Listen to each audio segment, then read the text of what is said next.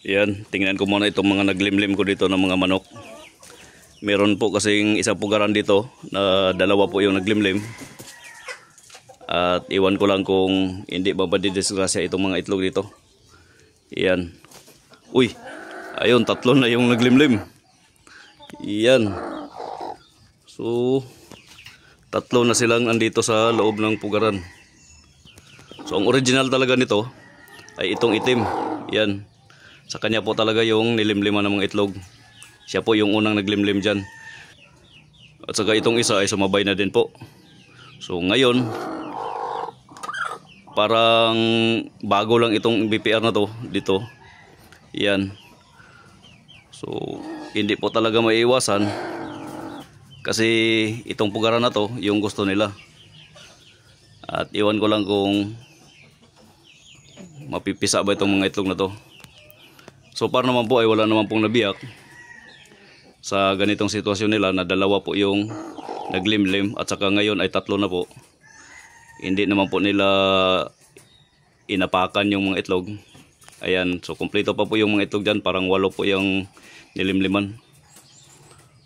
So tingnan ko lang nito agaw kung mapipisa ba ito dahil sa ganitong kondisyon ay prone po talaga sa disgrasya yung mga itlog at prone po sa biyak dahil nag-aagawan po sila ng itlog dito.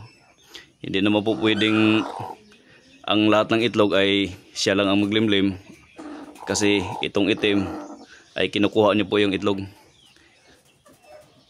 para meron po siyang malimliman. At sa ngayon po ito tatlo na. So iwan ko lang anong nangyari. Yan. So sana mapisa dahil tatlo na yung naglimlim. So medyo may kalakihan po itong pugaran agaw na ginawa ko. Yan. So okay na rin po. So ayan. Yun po yung nadatna natin dito. Tatlo po yung naglimlim. So supposed to be ito lang dalawa. So ito bago lang to. Bago lang itong manok na to na sumabay dito sa paglimlim. Ito pong nasa gitna ay nasa stage na po ng kanyang paglilimlim. Kaya yan, sumabay na. At hindi na po yan nangingitlog dahil nasa stage na ng paglimlim. Yan. So dito sa kabila na pugaran ay wala pong sumasapaw dito. Siya lang pong mag-isa dahil matapang po itong inahin na to. Yan.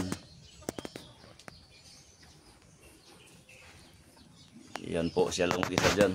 Wala pong nakakasabay na maglimlim dyan dahil matapang po itong inahin na to.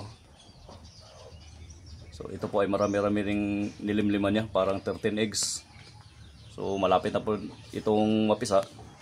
Mga kulang-kulang 1 linggo na lang. Yan.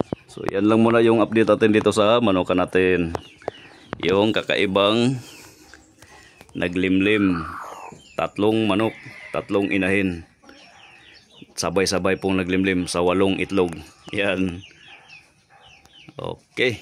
Sana mapisa to. See you next video na lang po. Thank you.